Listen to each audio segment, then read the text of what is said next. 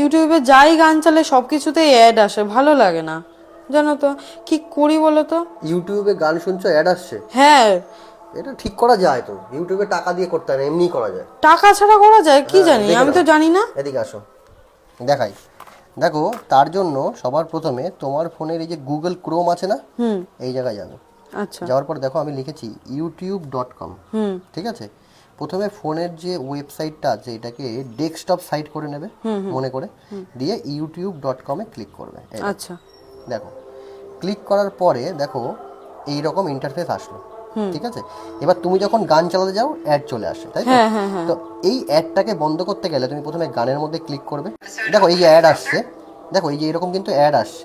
তুমি যদি এটাকে বন্ধ করতে চাও তার জন্য কী করতে হবে, সবার প্রথমে লিঙ্কটাকে কপি করে নিতে হবে, দিয়ে এই জায়গাটাই আবার লিঙ্কটাকে পেস্ট করে দেবে, দিয়ে একটু আগের দিকে এটা চলে যাবে এভাবে। দেখো, এই দেখো এখানে টি আর ইউর মাঝখানে একটা এরকম দাগ দেবে।